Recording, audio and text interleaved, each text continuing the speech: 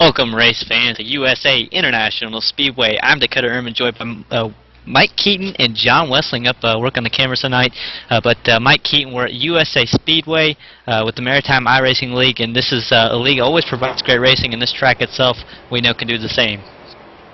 Yeah, USA International Speedway, like you mentioned, Dakota, one of those tracks where it's nearly a mile long, got some huge corners, and I believe that we'll be able to see some two-wide racing here tonight. Hopefully, these guys, for the most part, have been racing for nearly 6 weeks together, so a lot of these Eastern Canadian race car drivers are starting to kind of get an eye and knack on each other. Yeah, without a doubt. And, I know we had a little bit of problems at Langley Speedway with 2-wide. That wasn't quite the easiest thing to do, but that's a hard track to do 2-wide racing out. And speaking of Langley, that's where we were at last week. We're in the heat races. Jake Goodwin was able to sneak away with heat number 1 with Stephen Matthews in second and Keith Mack in third. Heat number 2 was followed up by Ronald McKay sneaking away with the win. Ricky Arbeau and Kevin Sabry bringing home second and third. Heat number 3 was Carter Wilson, Mike Alexander, and Mark Williams. And the B main was Mike Rhino. And then the feature race, Keaton, was extremely interesting one, being 250 laps, the longest we have done yet.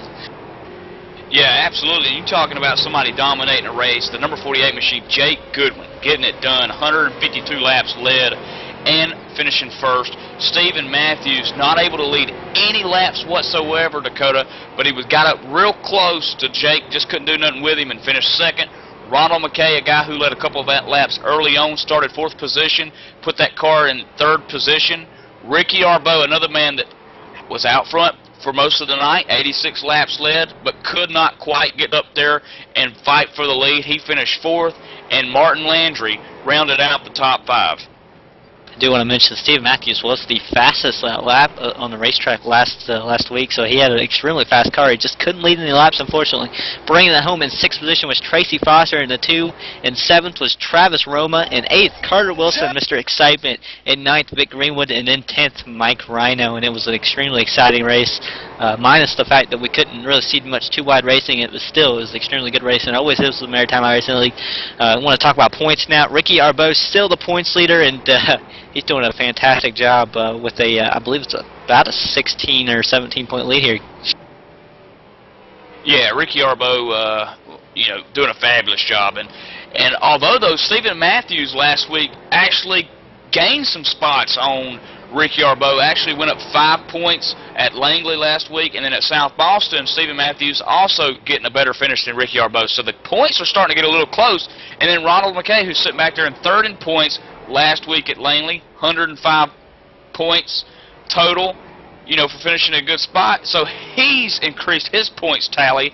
Jake Goodwin, he won the race. He's doing good. If he had Lanier back and New Smyrna back, Jake Goodwin probably sitting on top right now, but he's in 4th. And then the 24 machine, Mark Williams out of Eastern Canada, 5th in points last week at Langley. So-so night. Could have had a little better night, but he's back there in 5th. No, I keep taking it from 5th back to 2nd. Stephen Matthews, who finished 2nd last week. We talk about how well he's doing the points. He has the most points in heat races together out of anybody. Nobody is ahead of him. He has 49 for all the heat races combined, which is just a fantastic job by Mr. Matthews, finishing pretty well and getting it done every week. But in 6th position in points with Carter Wilson, Mr. Excitement, as I like to call him, does a great job on track. And I think if he had a few of those races back, he would be up there as well. Martin Landry in 7th. Tracy Foster, we've been seeing a little bit more of him as the week's gone on. And again, he raced into the B main at Lanier, the first race of the season.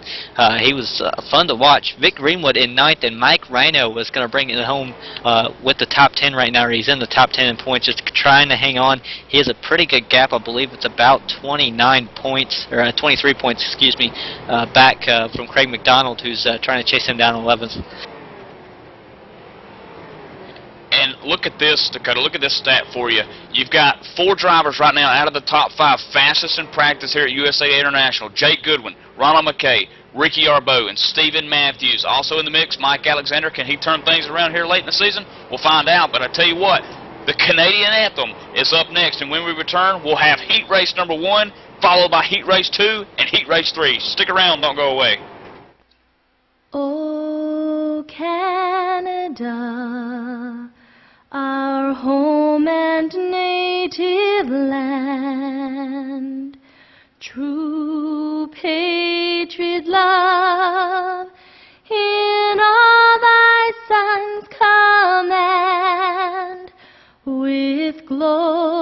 beating hearts, we see thee rise, the true north, strong and free. From far and wide, O Canada, we stand on guard for thee. God keep our land glorious and free.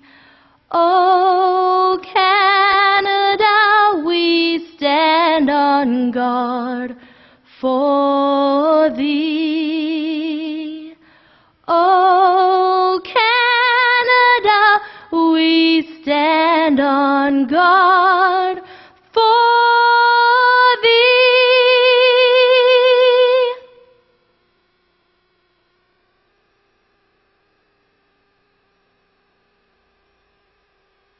And we're back live at USA International Speedway again with the Maritime iRacing League. As heat number 1 is getting lined up, the field will be led by Jake Goodwin in the 48, making up row number 1 with the, I believe it's the 15 of Mike Alexander on his outside. Row number 2 in the number 27 machine, Carter Wilson going to roll off into his outside, the 18 of Chuck Morehouse. Travis Roma should make up the next row with the number 2 of Tracy Foster on his outside. Next up in the lineup, the number 44 machine of Doug Hubley. To his outside, the 12 Chevrolet of Jeff Gilmet. The next row on the inside should be the 45 of Patrick Keeley, and on his outside should be the number 89 of Mackenzie Brewer. And that will actually should round out the field here as they're still getting lined up, but we do have the starting order, and excited to go racing here at USA Speedway. How about you, Keaton? Absolutely, Dakota. You know, this kind of takes me back to my old days at the BIR, the Birmingham International Raceway, down here in Alabama, up in Birmingham. It kind of reminds me of that track, Dakota, because it was nearly a 7/5 of a mile, like here tonight at USA International, just underneath a mile raceway with wide turns and a wide backstretch. And as the field is pacing down the backstretch now, it has that reminiscence to it. It sure does, as again the field is pacing and working through turns 3 and 4, getting set to take the green flag. I believe it should be the only time we have to pace here. I don't think we go around one more time, but I'm ready. I'm excited for this heat number 1. This is always exciting. Not sure if we're going to have a B main tonight, but it is possible for those of you who just tune in for that. I don't know that there are people to do that, but it would not surprise me. It's an extremely exciting race, fun to watch. You do want to watch that as we are going to go ahead and go around one more time on pace laps here, Keaton. And keep this in mind, folks, only 8 advance to the A main, the feature event for tonight that's set for 125 laps here on ETV, powered by the HD Radio Network. And the man who's sitting back here in 9th right now is the number 89 machine that Dakota mentioned earlier in the lineup, Mackenzie Brewer. So, gosh, Dakota, he's got some ground to make up. He's starting on the bubble already. Yeah, but the bright side of that would be, I would say, is that he doesn't have a car on his outside, it seems like, so he will be clear to basically just, go for it. Maybe see if one of those guys in front of him slips up as the restart is out. Green flag is out. Jake Goodwin gets a pretty good restart. He's going to have the number 15 of Mike Alexander to his outside, though. Looks like Alexander's going to get a great run through 1 and 2, but not quite going to be able to hold off the momentum as here comes Jake Goodwin back on the inside. He will clear Mike Alexander in the backstretch. Keep in mind, this is only 10 laps, so it's basically a little shootout as the 15 of Mike Alexander looks underneath Jake Goodwin, the man who was fastest in practice, the man who won last week at Langley, sitting real good right there in first position, but he's got the 15, the blue machine of Mike Alexander, and that R&R Kingsman Chevrolet directly behind him.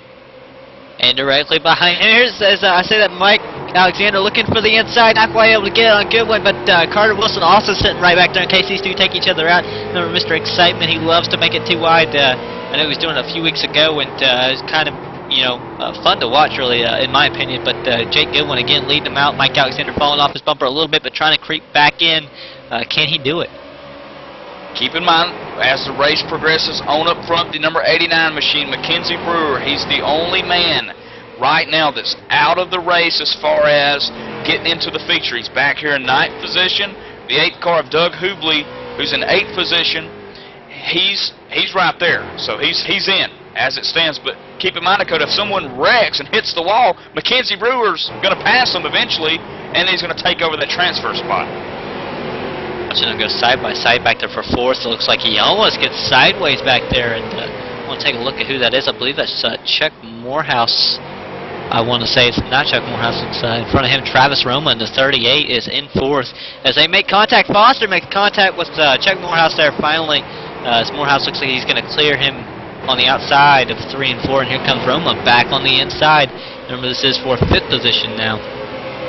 Yeah, Tracy Foster in that number 2 machine making his way around the 18 of Chuck Morehouse. Keep in mind, folks, where they finish at in this heat is kind of where they race and line up in the feature, the A main. So this is an important thing. You just can't go out there and lollygag around and say, okay, I'll finish 6th, I'll finish 7th, that's okay, I'm in the transfer spot.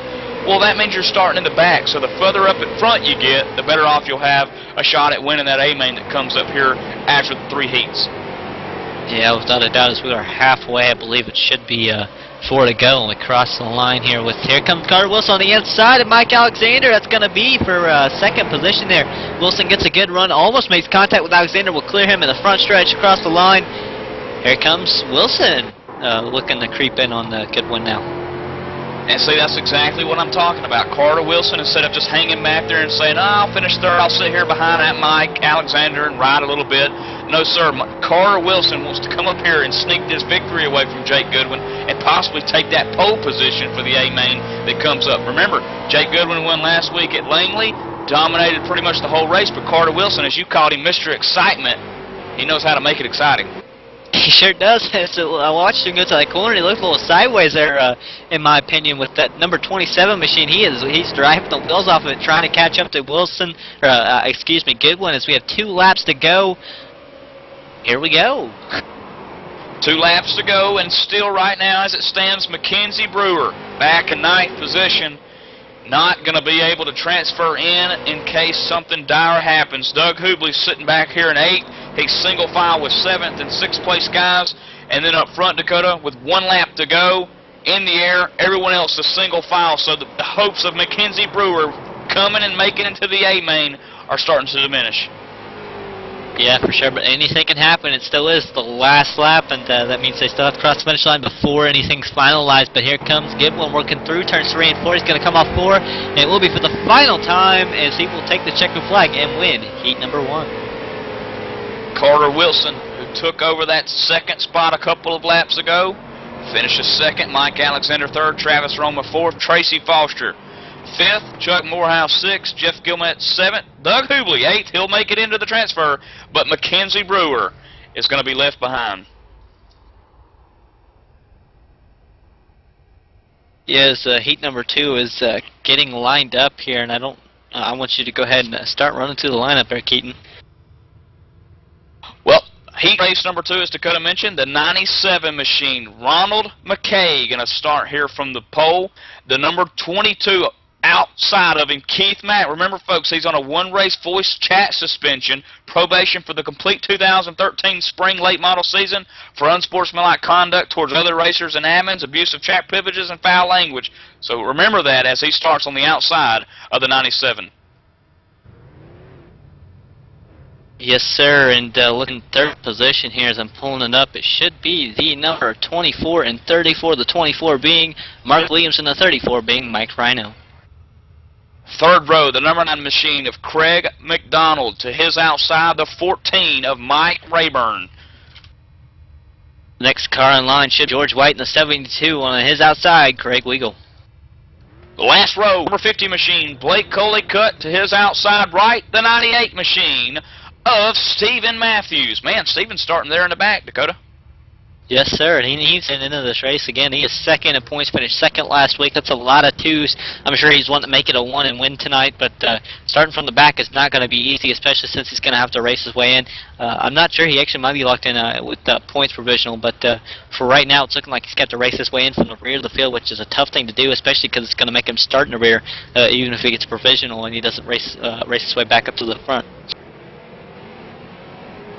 And Dakota, as I looked at the amount of cars on the track for heat race number 2, again, there's 9. And back here, I guess you would call it the 98 that we last mentioned, Stephen Matthews, that will be starting in the 9th position. So it appears that way. So already out the bat, Stephen Matthews is in that catbird seat, I guess you could call it. Yeah, you could call it that, as we're going to go ahead. Well, there's 10. There's 10, Dakota. There's 10. So Blake Cullicutt back the last row. Blake Cullicutt and Stephen Matthews both are out of the race right now as it stands. If the dream was to never wave, but we know we're going to get that green flag, and these two guys have got to go from the front or back to the front. They sure do. And how about the exciting Ron McKay does a great job out on track, and is going to lead him off for another front row start as Mark Lee to the back of him on the pace lap. Not sure what that was. Looked like it was maybe a little playful tap in the rear end, but not much. It kind of ran him over a little bit, maybe just speeding up the engine or something. Just a little bit of, man, I'm here. Look at Keith Mack pinching 97 down there in turn 3 and turn 4 as we go green here for heat race number 2, set for 10 laps. It's a 10-lap shootout here at USA International Speedway on ETV. Oh, they're wrecking, Dakota. All the way in back there. Whoa, Mike Rayburn. Mike Rayburn, yeah, I'm hearing. Mike Rayburn, first 14 car, took a wild ride, and he is out. So now there's only one transfer spot left to make, Dakota, and that's the 50 of Blake Cullicutt sitting back here in 9th position. Yes, sir. He just hit the wall. Ron McKay up front, he was showing no love from the pace laps, but right now he's not really caring because he's running away from Keith Mack on the 22 and the 24, Mark Williams. Keep an eye out on the number 22 of Keith Mack. He's got to be careful. He's sitting here in 2nd spot. I'm guessing that Keith's probably thinking right now, Dakota, I'm fine with 2nd. I don't want to push the issue. I know I've got these, these incident points that I've been accrued, and I'm under, probation and all that. So he's probably fine with a 2nd place finish. But Mark Williams, nonetheless, in that 24 machine, he's not in under any suspension or probation. So he's all go. And how about Stephen Matthews? He was just in 7th. He just worked his way up to the 6th position, if I am not wrong there. He is coming in a hurry, that's for sure. He's now on the bumper of the 34. The 34 being Mike Rhino. He's closing on him pretty quick. I think he'll be able to get around him also. George White back in the number 72 machine, the Eastern Canadian Chevrolet, the gray-looking machine, if you will, coming out of turn 4, completing another lap on the board. Blake Cullicutt's back in 9th, so that's the battle for the transfer spot. One guy will not get in. And so far, it looks like it's Blake Cullicutt. We've already seen Mike Rayburn hit the wall on the inside there, so he's out. He's not going to be able to transfer into the A main. Unfortunately, been hearing somebody hit the wall somewhere on the track, but I want to go back to Stephen Matthews, who is in 6th position. He's creeping up on the 5th place car of the 34, Mike Rhino. He's on his bumper. What can he do with him? He looks like he's going to go high, not quite. He's going to try to get to the outside and use it. We'll see if the outside can work for the first time tonight, really, as he's going to almost make contact with the 34, going to move the outside, and then I guess he's going to try to get a pretty good run off of the corner, and I was right, because here he comes back on the outside once more. The CBC Racing Chevrolet of Stephen Matthews trying to work the outside. Dakota, as Stephen almost loses it out of turn 2 there. Gets it a little bit sideways, and he's going to have to recuperate some ground that he just lost there. Yeah, but that's why he's 2nd in points. He knows how to drive these things and how to hang on to them. Stephen Matthews doing a great job of saving that car, and he didn't lose much ground in the process. He's going to be able to work right back up to the number 34, Mike Rhino, and maybe try to use the inside this time, get around him much quicker. And how about this? The man who's in the 08 machine, the Coors Light Ford there, the Craig Weigel, is directly behind Matthews. Had to let out the throttle a little bit from running into him. But like you said, look at Steve Matthews. Man, he's catching Mike Rhino down the front stretch into turn 1. Matthews has got a little beast of a hood there. He sure does. I mean, again, he's 2nd in points. You can't not bring that up. He knows what he's doing with these cars, I think, and I don't know why he started in the back, but he did. But back up front, it is Ronald McKay still leading the way with Mike Rayburn, the lap car he's about to get close to. Got to make sure you don't make contact with him. You definitely don't want to end your night trying to race a lap car there. He's going to get around him cleanly with no problem. Back in 2nd, still Keith Mack. Mark Williams in 3rd, Craig McDonald in 4th, and Mike Rhino in 5th. Whoa, what happened to Stephen Matthews? Where'd he go? Yeah, Stephen Matthews, Dakota, as the checkered flag is waving for Ronald McKay coming out of turn 4 down the front stretch. It might have been Stephen Matthews may have had a electrical issue. Not quite sure as I'm looking to see. Yeah, I'm seeing it was electrical problems right now. As What's been passed to me by, Uh-oh. Yep. Now, here's the question, Dakota. Well, we know that, we know one thing's for sure. We know that, Mike Rayburn is a couple of laps down, so he would have been your 10th place finisher. But there was another guy out there fighting for the 9th position, or for the 8th position, that was in 9th position. So,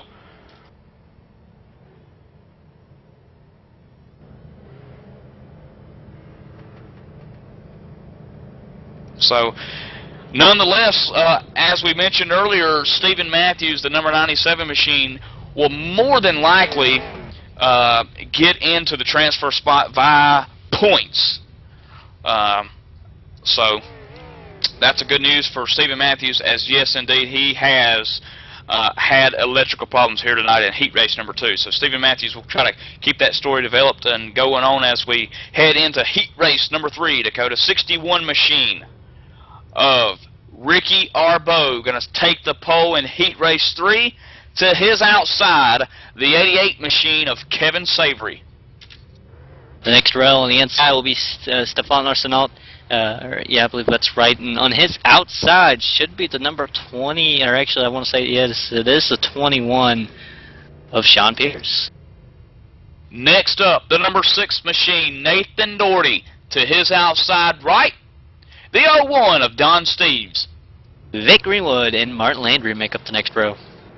And the man who's going to bring up the rear here tonight, I believe in 9th position, will be the number 64 of Justin Doucette out of Eastern Canada. Hey, all these guys are out of Eastern Canada, representing the New Brunswick side, the Nova Scotia, you name it, Dakota, they're all from Eastern Canada. Ken Richardson also trying to make the field's going to have to run around and try to catch up during the pace laps here. Long enough pace laps, he will be able to do it without a problem, as he is to the rear of the field. Now that is the number 10 machine, starting from the rear after not laying down a lap in practice.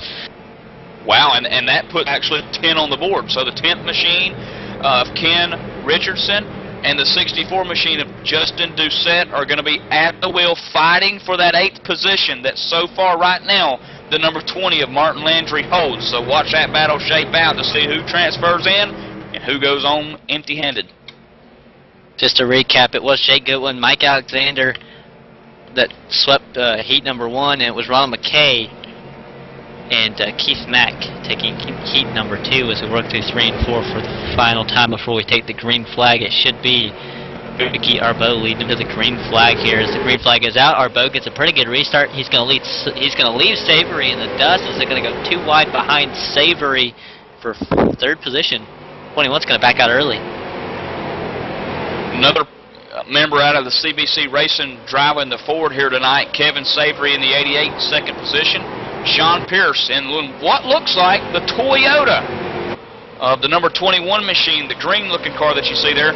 He's on in 3rd, and so far, so good, Dakota. No wrecks out of both of these, or out of the 3 heats currently as it stands. There's been really no incidents.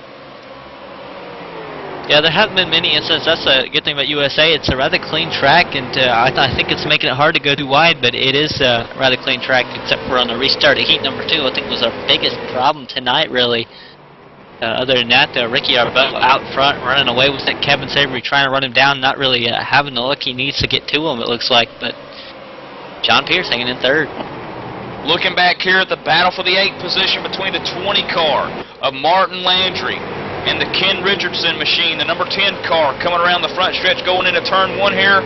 Looks like Justin Doucette in the 64 just hit the wall, but there's a battle shaping up. They're 3 wide. They connect. The 20 of Martin Landry, the 01 of Don Steves collected.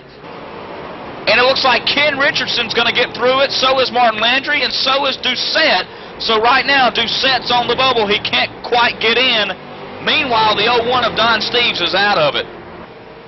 Yeah, but I wouldn't doubt that these two in front of him could possibly make contact, and if they do, you know, that puts him right in the hot seat, and then it's whoever is able to correct themselves from the wreck first that makes it in. And as we watch the 20 of Martin Landry and the 10 of Ken Richardson go at it here, it looks like Ken's going to back up and try to get a run off the exit. He's going to get a little loose and really rotates off the corner. Well, he's going to be able to get too wide, Landry in the wall, and it looks like Doucette losing a lot of time. I don't know what happened. Maybe getting loose back there.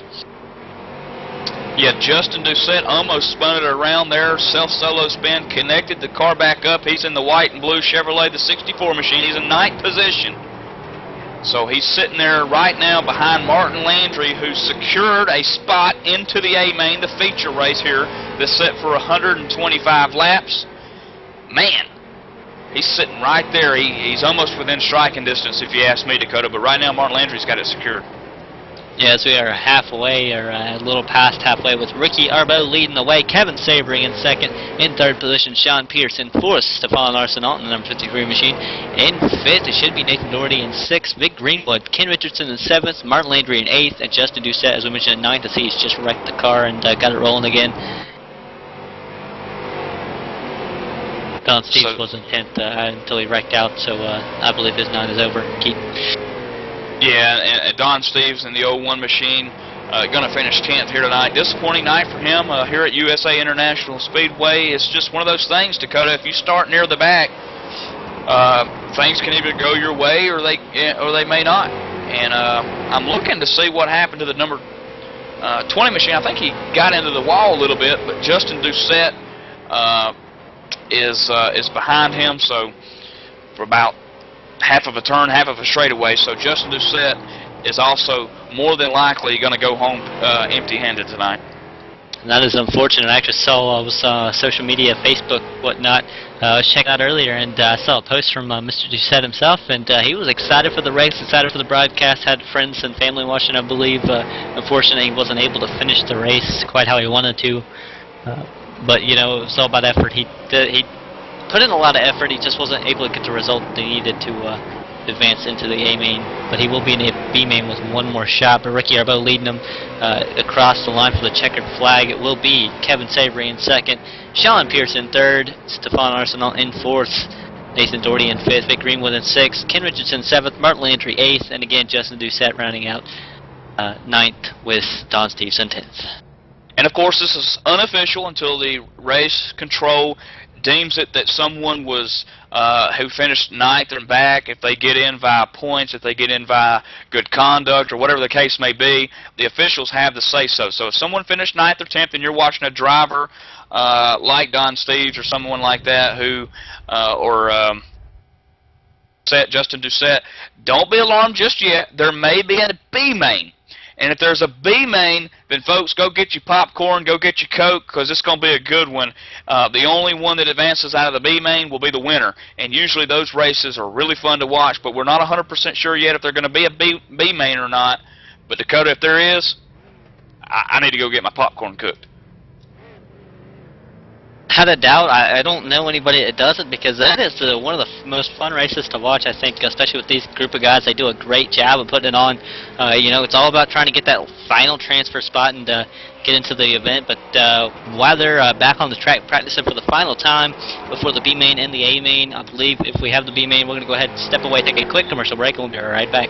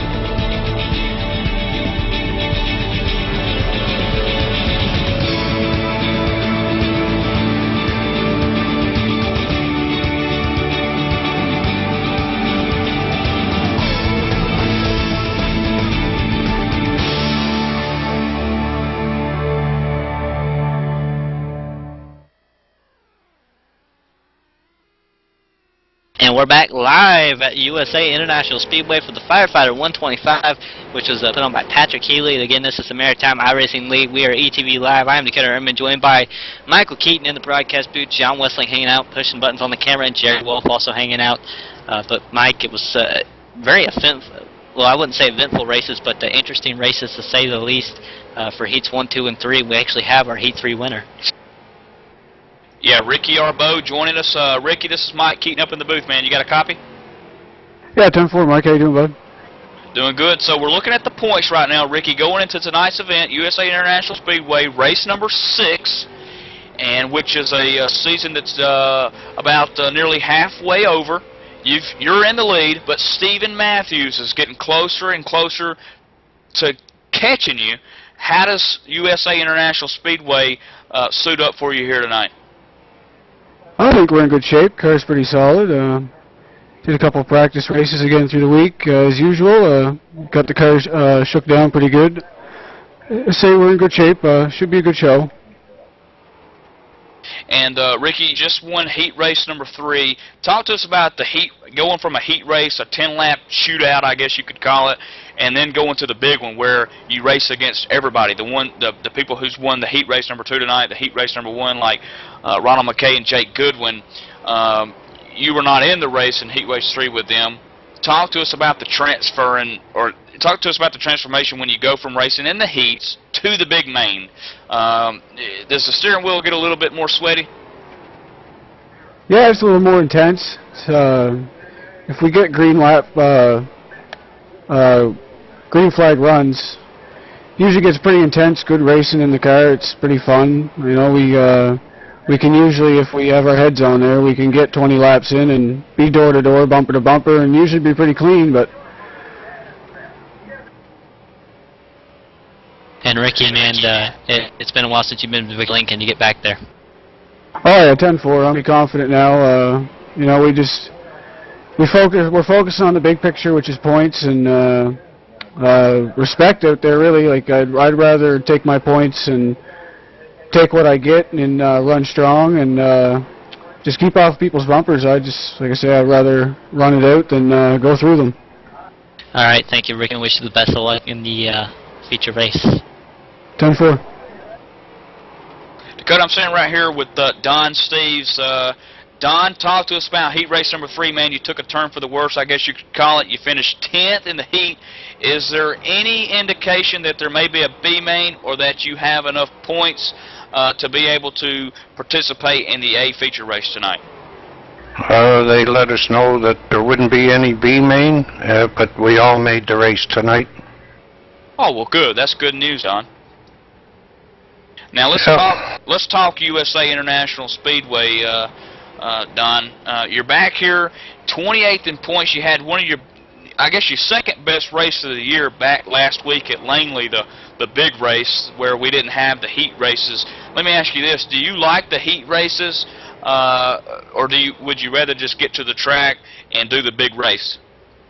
I have a hard time with the heat races. I've always had trouble qualifying, and when I make a race, I just soon come in and qualify and go, I guess. Yeah, and I've heard a lot of that, Don. That a lot of the drivers get under that pressure where there's only 10 laps, and you know, it's tough. The competition is, you know, it's fierce. You know, nobody wants to give anybody any room because they've got to transfer in. If they want to race, you gotta get up there and claw your way up to the front, and sometimes it doesn't happen the way we want it. But exactly, and you know, I mean, you can't blame a fellow. He wants to make the race the same as the other one, and 10 laps isn't much time to pass. Absolutely, Don. Well, I'll tell you what, man, we're going to let you get back after it. We know warm-up's still underway. You've made the A main. Congratulations. Good luck here tonight at USA International Speedway. Okay, thank you. And I'll tell you what, I've actually got also joining us, we got one more guy. We might actually get Stephen Matthews here in a little bit, as he was, again, running, I believe, heat number 2 when he lost connection or had an electrical problem in his car. But Sean Pierce standing by. They said the competition was fierce, so your name's Mr. Pierce. You finished 3rd in heat number 3. How you feeling going into this main race? I think we'll do all right. The biggest thing is trying to stay out of trouble. And you're right, 10 laps isn't isn't a lot of time, but you got to kind of pick and choose your battles. If you're in the show, you got to kind of ride there.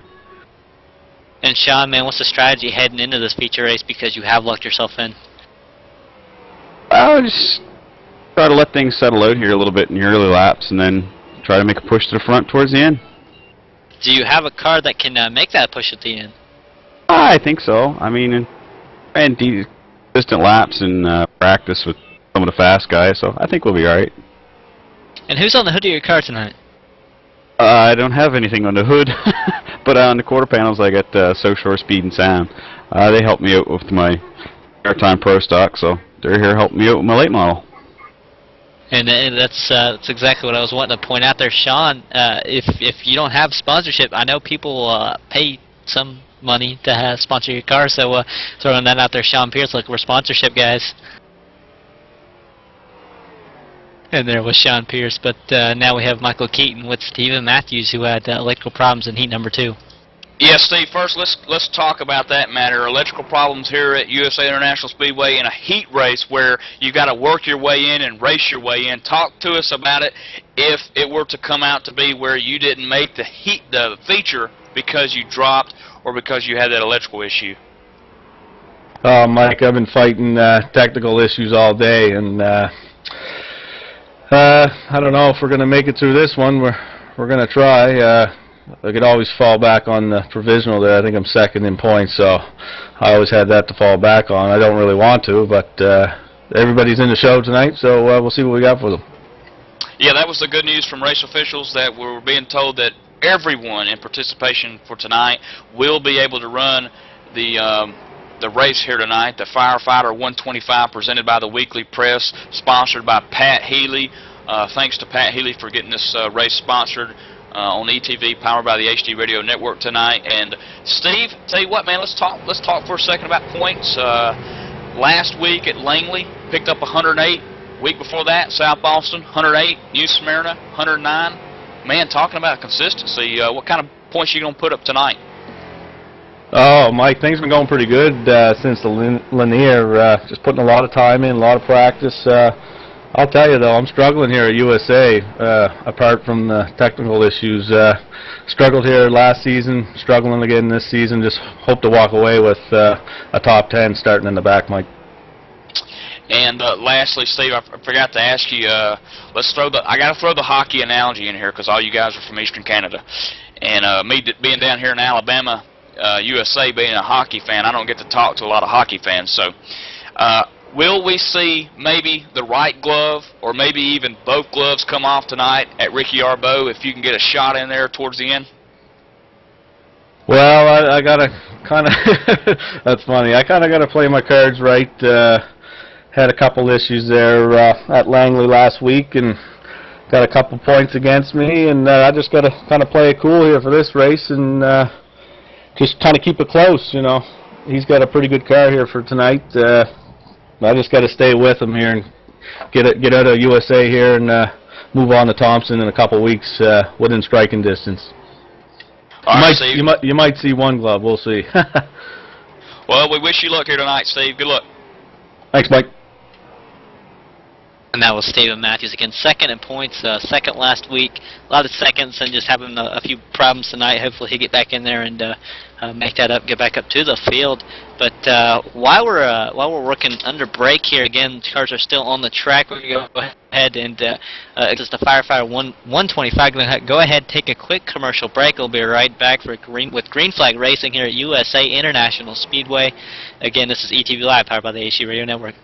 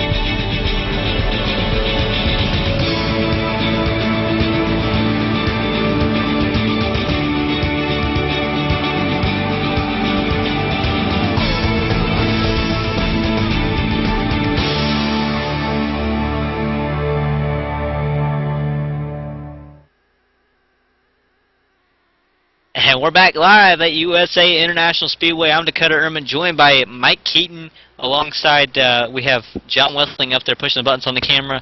I believe Jerry Wolf is hanging out, as well as J.D. Webb has also joined us up there in the production studio. But Mike Keaton, we're back here with Jake Goodwin, the fastest guy in practice. He won heat number 1. He won last week. He's done a lot of winning lately and being top of the board.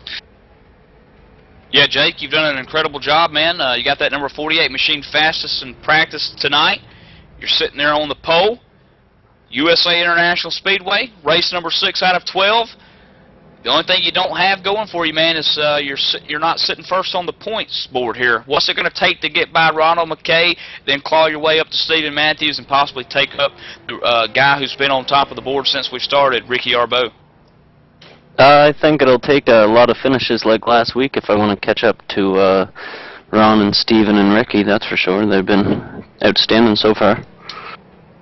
Well, last week you were awarded 110 points. Mind you that ties the most points awarded all season long, going all the way back to Martinsville and Lanier, where Ricky Arbeau was awarded 110 points. So no one's been awarded more than 110 points.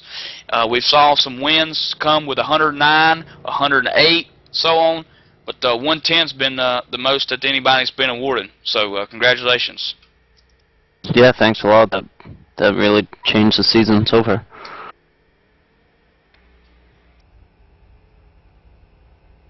And Jake, man, you had a fast car last week, and it was fast in practice. You ended up going to victory lane in the feature race as well as your heat race. You've already done the fastest in practice, the heat race. Can you do a repeat of last week and put it back in victory lane for the feature race? Yeah, that would be nice, that's for sure. I made a little adjustment before the heat races, and that seemed to help, so I definitely would like to. All right, Jake, and I believe we're going to go ahead and let you go, get back to your car, get back to practice, and get ready for that feature race, because we're not having a B feature, unfortunately, Michael Keaton. Yeah, and that's okay, too, Dakota, because everyone, like we've mentioned, folks, if you're watching your favorite driver doing some warm-up laps or watched them in the heat races, and you had somebody wreck out, like Don Steves, I think he wrecked, and so did I believe it was Doucette, Justin Doucette, the 64 machine, wrecked out too. So keep in mind, everyone advances. Everyone's going to be able to race the firecracker, like I like to call it, the Firefighter 125, presented by the Weekly Press, sponsored by Pat Healy. Everyone is going to be able to participate in tonight's event, 125 laps. So that's good news, Dakota. It is great news, and excited to see the race get underway. 125 laps here at USA International Speedway. We're going to go ahead and send it down trackside for the national anthem. Oh, Canada, our home and native land, true patriot love, in all thy sons command. With glowing hearts we see thee rise, the true north, strong and free. From far and wide, O Canada, we stand on guard for thee. God keep our land glorious and free. O Canada, we stand on guard for thee. O Canada, we stand on guard for thee.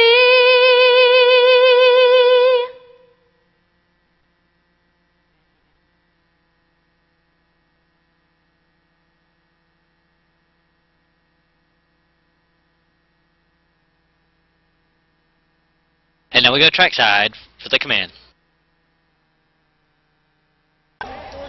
Gentlemen, start your engines!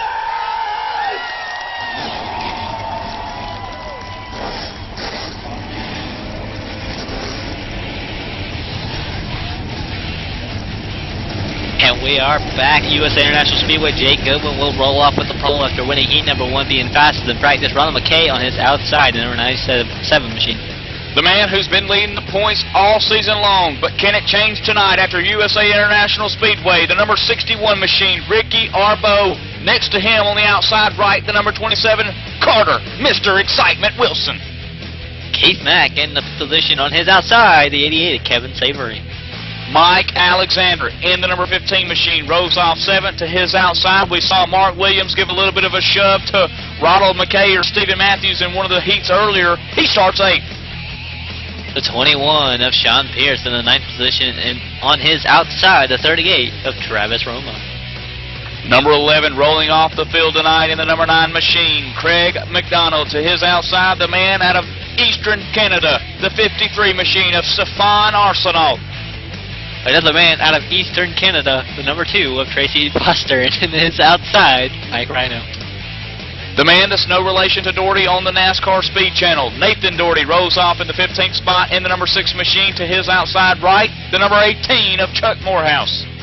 In 17th position, the 08 machine, Craig Weigel, and his outside, Vic Greenwood. Rolling off number 19 tonight, Jeff Gilmet in the number 12 Chevrolet. Outside him, the 72 of George White. As the field begins to roll in the number 20, in the 21st position, the number 10 machine, Ken Richardson on his outside, Martin Landry. Starting in the number 23rd position tonight, the 98 of Stephen Matthews. 24th belongs to Mike Rayburn. 25th should be Blake Collicutt. Don Stevenson, 26, after barely making the field after crashing out one of the heats. Surprised he's able to make it in. Doug Hughley should be 27th, and Patrick Hughley, 28th. Again, he is, I believe, putting on the show tonight. Again, this is a Firefighter 125. Mackenzie Brewer in 29th, and then 30th, Justin Doucette. There you have it, folks. 30 drivers qualified. It appears that 30 drivers are out on the racetrack as Mackenzie Brewer and Justin Doucette are the 2 that's on the back of the field. So that's it. 30 drivers, Dakota. 30 late models on the racetrack here tonight for, as you mentioned, the Firefighter 125, presented by the Weekly Press, sponsored by Patrick Healy. As the field works down the backstretch for the final time, or for right now until we might see caution later. Who knows what's going to happen, but working on the backstretch into turn number 3, Jake Goodwin getting set to lead them to the green flag for the first time officially tonight. To start the series off, or start the race off. Goodwin gets a pretty good restart. The green flag goes out. Mike McKay stuck on the outside. McKay gets the wall already. Arbo's on the inside, come for second. Wow, that was fast. Yeah, it might have been a little bit of a shifting gear situation there with 97. Kind of hit the wall there going into 1. So other than that, looked like the start was good as the Ricky Arbo machine runs into second. But the man that's out front that leads lap number 1 is 48 of Jake Goodwin. Yes, Goodwin gets a pretty good restart. He's still going, but here comes Arbo. Arbo's getting to his bumper. He's kind of creeping in rather slowly, but he's there without a doubt. You can't count him out. I believe he's won several races this season, and he's trying to get back to victory lanes. He's on the bumper of the number 48 for the lead position of caution on the Speedway, or International Speedway. As we look at is Blake Collicutt in the number 50, 25th position. Turned around, looks like off of turn number 2, I want to say. It looks like he just gets loose, and right in front of Don Steves, he throws it up in the wall so as to not get Don Steves. Collects 1 car, 2 cars. It will be, I want to say, who was that? Doug Hughley? I'm going to say something here. It looks like the number... Was it Doug Hughley? It was... I believe it was first he got into Hughley, was the first car he got into, and then Hughley, I believe, came around, or no, was it? He got into Hughley first, and there was another car that came around and spun it in turns 3 after the incident, maybe a little bit of afterward damage. I don't know what happened exactly, but it was Patrick Healy that spun it in just the next corner. Yeah, the 64 there that you just saw going underneath, avoiding that wreck, was Justin Doucette, so he's okay. But the 3 who's in trouble right now, Dakota, the number 98 machine, Stephen Matthews being shown 1 lap down, Blake Collicutt 1 lap down, Doug Hughley in the 44, 1 lap down. But Justin Doucette back in 26th position is on the lead lap, and now we're hearing that Doug Hughley has electrical problems and he will go more than 1 lap down. It's extremely unfortunate. As I'm looking on the 98 status, he's also having electrical problems. So the 98 is behind the wall once again after heat number 2. He did the same thing earlier. He is again having electrical problems back behind the wall once again, and this will be tough luck here for Stephen Matthews, second in points. That's where he came in tonight. Definitely probably will not leave that way. Yeah, right now being shown 2 laps down, and Dakota electrical problems, like you mentioned, on that machine. And you know, Stephen talked to us about that he was having difficulties, and man, I'm telling you, that's a backbreaker. If he can get in here, hopefully the next few minutes and not go too many more laps down, he can pick up some spots nonetheless. You never know what holds until for the MIRL Racing League, as there could be 20 laps from now, 10 people get involved in a wreck, and every one of them blow their motor. So if he can get back in, run some laps, he can keep up and get some points. He gets some points. It's not going to be the points that he wants, but not everybody's had those in the past few weeks. It seems like the guys that need them just haven't really got them, except for Matthews. And I think Matthews is going to be able to rebound next week. It really is. He's consistent. He's able to finish up front week in and week out, and I think that's where we'll see him next week. He'll be able to rebound. This was out of his control, really, with the electrical problems, but he'll be back. I wouldn't count him out yet. He's definitely still going to be there. But you got to know Ricky Arbeau's sitting second position right now, 61. He's kind of breathing a sigh of relief because he doesn't quite have to race as hard, maybe to keep himself up front and try to keep that point system. What's home of ETV Live Radio? Well, the HD Radio Network is, and it gives you a variety of stations to choose from, including the Big 80s Metal, all HDR Classic, all the HDR Country, and more. Take your pick and rock your brains out. HD Radio Network stations are featured on iTunes Radio, TuneIn Radio, and also listed in the Windows Media Guide. Listen, tune today at hdrradionetwork.com, or take it with you and get the mobile app from tunein.com. And mentioning ETV Live Radio, it's supported by the HD Radio Network, like you mentioned, features classic rock every hour, every day. You can catch live events such as race day broadcasts right from the booths and listen to engaging talk shows every week. That includes And the Winner's Motorsports Show, the Pit Report, and I believe Fast Track Racing Weekly. ETV Live Radio featured in the sports section of iTunes. Get the mobile app from TuneIn.com. Look for us on Windows Media Guide. ETV Live Radio on the HD Radio Network. Your flag is out. Back to green flag here, Dakota, as the number 48 machine of Jay Goodwin brings us back. But look who's fighting for second, and it's Keith Mack in the 22. He's underneath Ricky Arbeau. Out of turn 2, no momentum. Ricky Arbeau will carry it through turn 3 and keep that second position. It looked like Keith Mack had to kind of check up so it's an outrun over Arbeau as they're checking up their... They were stacking up the field back there. It's McKay. He's off the pace now. He's holding up Carter Wilson. I don't know what just happened, but... looks like Mark Williams was able to sneak by in all the mayhem, and now the 27 of Carter Wilson is in the 8th position going backwards. He's got the 53 underneath him, and he's going to be clear of the 53 now, heading into turn number 3. He's going to have the inside clear, but definitely have some problems for a few of those guys, especially some of them being up there in points. The number 27 machine that Dakota just pointed out, Carter Wilson, back in 8th position at the line. He's in that yellow and blue looking car. Behind him, the 53 Goodwinch machine of Stephen Arsenault in 9th. Look at that. Mike Alexander now sneaking up underneath. In the 15, possibly not enough room. Is there? I guess he'll force the issue. The right glove's off, but he keeps the left one on, coming out of 4. Yeah, it looks like the 53 of Stefan Arsenault will be able to hold it off, but Alexander, he's not giving up. He's coming back side by side. They're going to be door to door off of turn number 2, working into turn number 3. Alexander, it looks like he has the line. He's kind of just out of it, I would say. As he does, he's able to get around the 53 and clear him off of turn number 4. Almost gets the wall. If he doesn't get the wall, he does get the wall. He's going to lose a lot of momentum. He's going to be stuck on the outside. Still clears the 53. Almost. Here comes the 53 back on the inside. Side by side off of turn number 2, Keaton. Man, did you see the crossover move that the 53 machine put on Mike Alexander as they nearly touched doors coming out of turn 4? The 53 with the momentum, but look who's coming. The 38, the green and white yellow machine. That reminds me of the Green Bay Packers. He's coming in, and that's Travis Roma. We haven't heard much of Travis Roma in the past few weeks, but he's coming alive. He's up front racing for 9th position. I believe that's 9th position. I want to say 9th. It is 9th. There he goes around Alexander. He's trying to creep in on the 53 of Stefan Arsenault now. Wow. Just behind that battle a little bit, Dakota, back in 15th position, Mike Rhino. puts his Eastern Canadian machine up towards the outside wall as the number 10 of Ken Richardson is trying to make the move on that position. And even just, I do want to look a little bit further in front of that again. And so you're watching back there. I'm watching Carter Wilson, Mr. Excitement, 8th position. He's trying to get around the 24. Mark Williams just can't quite get anywhere. Looks like he just doesn't have the line. He's to the bumper of the 24 though.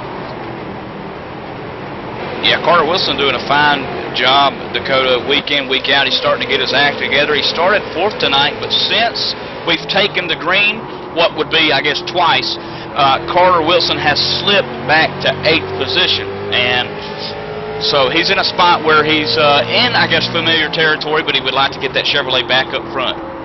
And I want to say he followed Ron McKay. Ron McKay started 2nd, back to 6th. They were racing earlier, just moments ago. It was Wilson and McKay. So McKay was he was kind of racing, maybe forced them to go back there because they just couldn't get rolling on the outside on the restart. Put them in bad positions. Again, they were racing really hard on the restart, which cost them a little bit of time. Put them even further back, I do believe. So these two going at it with each other, I think, has put them in the back there. If you're just tuning in, again, you're watching the Maritime Iracing League, short track racing style with the late models out of Eastern Canada.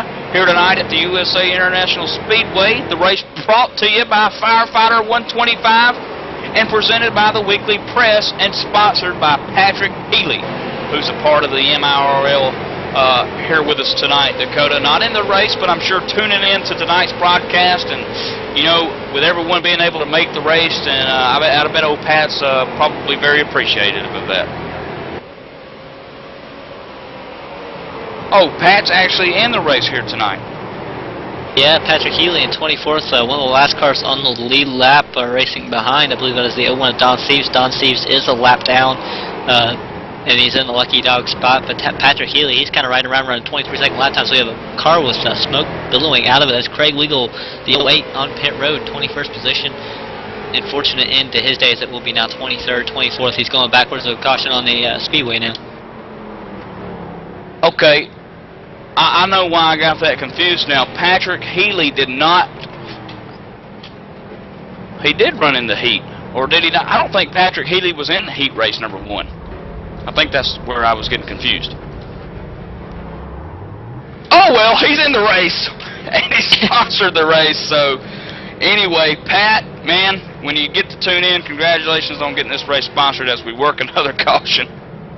Yeah, as I'm watching, the caution was 26th position on 64 of Justin Doucette, I believe.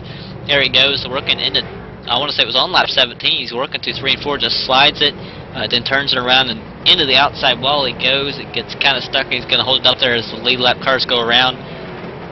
Unfortunate end, or at least, I don't know that his day's over, but unfortunate little incident there with the number 64 machine of Justin Doucette.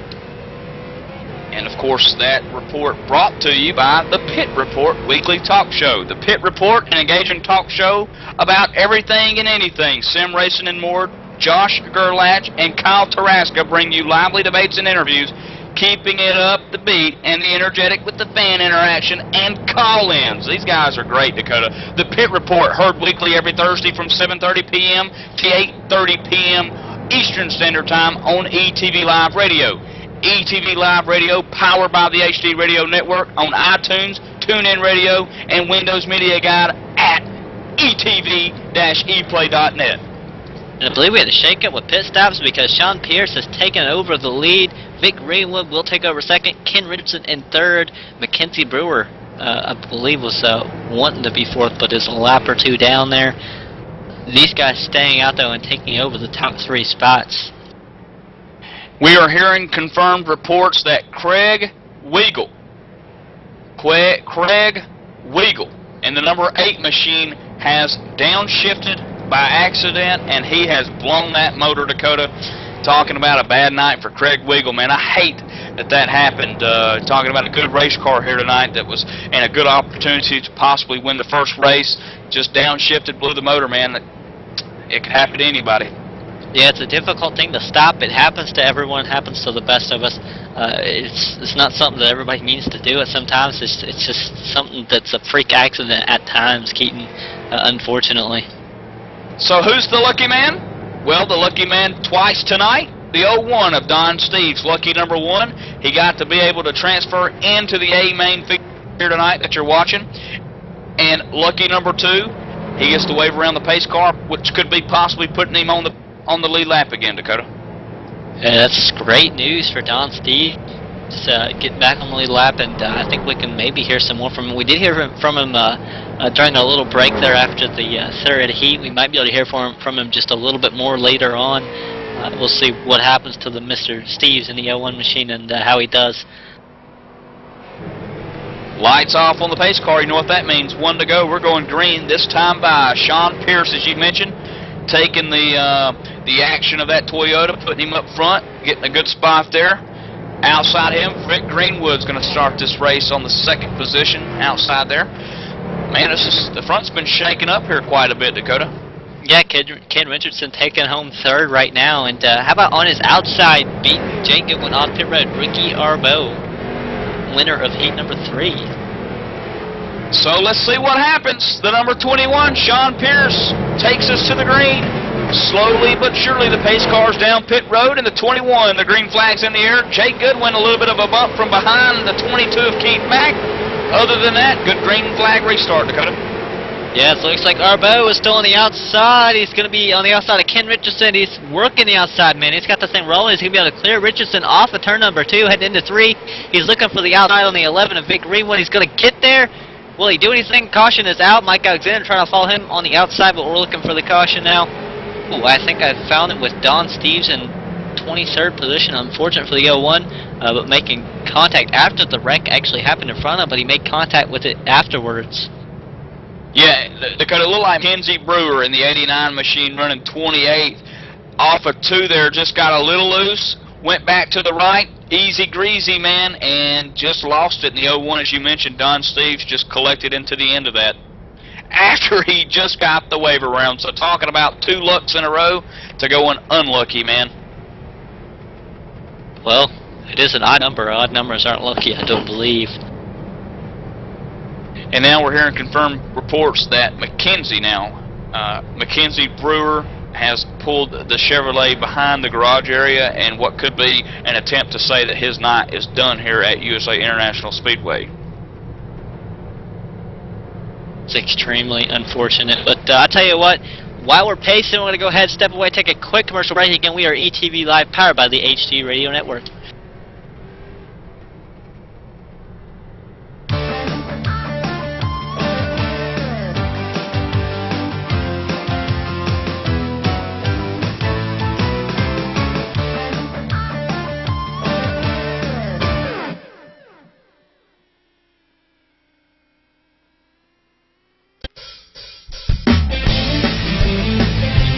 If you're a serious online racing enthusiast, you need Derek Spear Design, maker of high-quality, custom-built, and 50 caliber strong simulation racing products like button boxes, shifter pedals, component parts, and more. The advantage a championship sim racing driver needs. Rated 10 out of 10 by Inside Sim Racing TV. Check out his line of top-shelf sim racing products, reasonably priced, at DerekSpearDesigns.com, and buckle in for a no-nonsense ride. DerekSpearDesigns.com today, cowboy.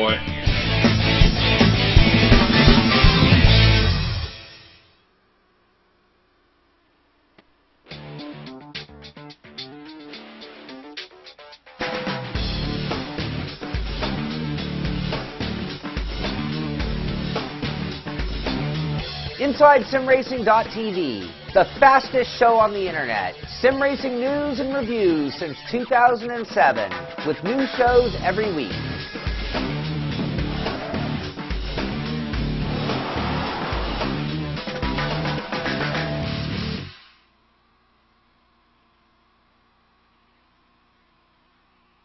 Created specifically for iRacing's online racing simulation game, Trading Paints provides individual racers, leagues, and painters an opportunity to share their custom-designed paint schemes with other subscribers on the iRacing.com simulation service.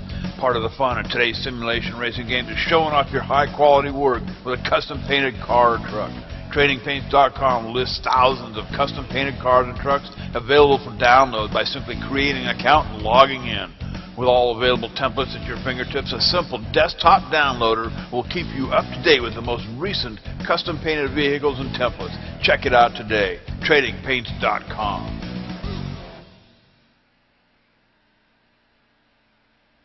And we're back live at USA International Speedway with the Maritime Iracing League.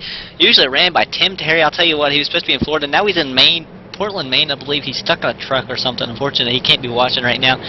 But I believe he's on his way to Florida.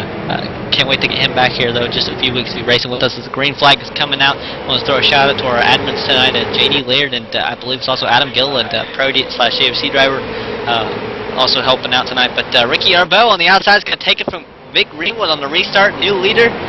It's a 61. Absolutely. Good restart there for the leader. After that green flag restart, Ricky Arbeau out front. Good lead for him. And if you're joining us in the broadcast tonight, watching the broadcast right now, this is the USA International Speedway. Look underneath the screen there where you see the broadcast, the race. There will be a chat button where you can just type in a username. You don't need a password. Come in here and join us. We got all kinds of people in here talking. You can ask questions. If you want something, need an answer, we'll try to get it to you. Just chat interactive here at ETV, powered by the HD Radio Network, Dakota. Speaking of interactive, Mike Alexander is interacting with his steering wheel properly because he's up to second position. He's coming for Ricky Arbeau. Remember, Alexander ran second his heat race to Giblin. Giblin is now behind Alexander, and Alexander is coming for the leader. Mike has been on a mission, it seems like, since the start of the race. He was working on the outside, trying to follow Arbeau around all the other cars. He seems like he's got a pretty quick car. I think he can get there and maybe do something with Arbeau. It's going to be interesting to watch as the 15 tries to creep around the track here. Some more. Single file, the first 6, 7, 8, 9 guys all the way back to, looks like 15th position where Travis Roma secures. Now we've got a little bit of mix-up coming into turn 1. Carter Wilson for 10th spot. Looking underneath the 9th spot of Mark Williams. Mark's going to also give up that spot to the 53 as he tags the wall off 2. And again, that is Carter Wilson, Mr. Excitement, in 10th position. I believe it should be about 9th position now. It will be 9th position now. As here comes the 53. Spawn also out underneath Mark Williams. For now, what is 10th position? He looks like the 53 is going to have it. See the corner going to be able to come up clear. Here comes the 9, also trying to follow the 9 being Craig McDonald. Not quite going to have the speed he needs. He's going to get the corner a little wrong, but he does have the line going into turn number 3. Side by side for 11th position. Just to give you an update on the top 5 in points and where they run currently on the track. The man who leads the points leads the race. Ricky Arbeau. Stephen Matthews. We saw him with a little bit of electrical issues earlier on, Dakota. Brought it down pit road. Not able to come back into the race. He's all the way back in 29th position. 35 laps down. He's second in points. He's more than likely going to give up that spot after tonight. Ronald McKay, a man who's looking for a victory this year. As caution comes out. Ronald McKay's third in points. Ronald McKay right now on the racetrack, 6th spot. Yeah, I'm seeing Mike Rhino, 16th position, actually going around. It was a little bit in front of him, but he is the main car taken out here. I believe it is, I want to say, Chuck Morehouse is the car that goes around. He's number 18th and 12th position. He gets loose off of turn number 4 there and comes straight back up the track, collects Rhino. Nobody else looking like they're really involved unless Rhino gets into somebody else, not looking like it happens. So unfortunate Dave here from Rhino getting in a little bit of trouble as well as Chuck Morehouse and the 18 machine. And just as I was getting excited about running through the top 5 in points and where they run at on the racetrack, a caution comes out, Dakota, and that brings down some of those guys that I was talking about down to pit road. The man that stays out, though, Ricky Arbeau in the 61, Mike Alexander 15, and the 11 of Vic Greenwood. But to tell you what, the 48 machine, Jake Goodwin, all the way down to the end of pit road. He's going to put that Chevrolet right there, part of the CBC Racing Incorporated group. He's down on pit road. Tyler Wilson also picked up another spot on the racetrack after we mentioned him going around number 53. So Mr. Excitement was on the move there before the caution, as it looks like he's just taking a he is taking a 4-tire stop. Remember, fuel does take a long time to put in these cars. As Jake Goodwin's left sides are down, here comes Keith Matt, going to be side by side coming off. It will be Goodwin getting the spot. Whoa! Arbo is going to be out up front after staying out though, and again. He didn't pit very long ago. He's all right. I don't think it's going to hurt him. And he also has Mike Alexander hanging out right behind him as well as Vic Greenwood, who is not. He has yet to pit. Nathan Doherty and was going to be shown in 4th position, staying out. Sean Pierce also. He was rather decent in one of the heat races. I believe he finished 3rd or 4th. Mike Rayburn is after wrecking out in one of the heat races. He is up front right now, I believe, in 6th position. Patrick Healy also staying out, again, helping out with the sponsorship tonight. This is the Firefighter 125. Doug Hewley will be the first car 1 lap down in the field, and he will be the only car 1 lap down up front right now as Jake Goodwin occupies what is now 9th position, and he's the first car that got off pit road. And then, of course, just picking up where I left off in the top 5 in points and where they run right now, keep in mind we just had a pit stop. Jake Goodwin, in fact, led most of the field down pit road, but he's 4th in points. Now Jake Goodwin being shown on the racetrack in the number 9 spot. Mark Williams, Dakota, he is having a pretty good race tonight, although Mark Williams is being shown right now in the 13th spot. He secures the 5th position in points. And I'll tell you what, I want to talk about Monday nights coming up, 9:30 Eastern Time. Real Sim Racing's Full Throttle Cut Series starting back up, sponsored by Bob Earl Racing. And the exciting thing about that is the VRC Mark II virtual racing seat that he's going to give out at the end of the season. He gave one out last season of Landon Huffman. It's a great seat. It's a simulation racing cockpit designed by championship race car driver Bob Earl. Who better than a real race car driver to design a simulation racing cockpit? As a former race car driver, Bob Earl knows what it means to be comfortable in the cockpit. The design features a fully adjustable seat and frame, additional monitor stand, and shifter mounts sold separately. Proud sponsor of the 2013 RSR Full Throttle Cup Series, a high-quality and affordable virtual racing cockpit. Priced just $349 plus shipping. See it at BobEarlRacing.com. Order one today. And of course, those guys over there at RSR couldn't get it done without iLeagueRace.com, the one-stop shop for the iRacing leagues. Looking for total websites and points management, check them out at iLeagueRace.com. They've got tickers, APIs, all kinds of stuff, Dakota. As we go back green, Ricky Arbo, green flag in the air. Yes, Ricky Arbo getting a restart. He's got it in hand. He looks like he's got Mike Alexander right on tail, but he's going to be able to get through the corner and maintain the lead. Alexander's trying to hang in there, not going too far back. Looks like he's kind of creeping on the 61 just a little bit as Arbo leads him into turn number 3 and through 4. The battle that's on the racetrack right now, though, is for the 4th and 5th position, where Nathan Doherty just gave it up to Sean Pierce in the 21. Now here comes Jake Goodwin. Remember, Jake Goodwin on fresh rubber, works underneath Doherty out of 2. Now he sets his sights on the 21 of Sean Pierce in 3 and 4. Almost made contact. Pierce is going to go sideways. He's going to save it. Savory sideways as well in the 88 machine. Here comes Goodwin to the inside of the 21 is Sean Pierce. Oh, God, somebody else getting sideways there. I don't know who that is right behind Goodwin. What a save. Ken Richardson, I want to say, is getting loose also. Sean Pierce, crew chief, over the radio right now telling Sean Pierce to just settle down and let the car come back to you, buddy. It's okay. You've got the car under control now as he comes out of turn 4. Jake Goodwin, although, takes the spot over. So now he's in 4th, and he's starting to track down Vic Greenwood, who did not pit last time by as he exits turn 2. That was actually Nathan Doherty, not Ken Richardson, but can back up front. Here comes Keith Mack. He's on the inside of the 21. Sean Pierce cautions back out. And it's the number 10 machine, Patrick Healy, involved as well, but the 10 machine of Ken Richardson, running 16th spot, is going to get into the 45 of Pat Healy, Dakota, and the rest is going to be recent history. Looks like Healy gets loose at the same time as he does, and that's going to cause them both to, like, they both trying to save it. Looks like Healy came down a little bit, and the 10 just shot up the track trying to save the car, and that's Ken Richardson. Those two just kind of hook each other is what it really looks like, unfortunately. Yeah, unfortunately, Patrick Healy there in the 45 involved.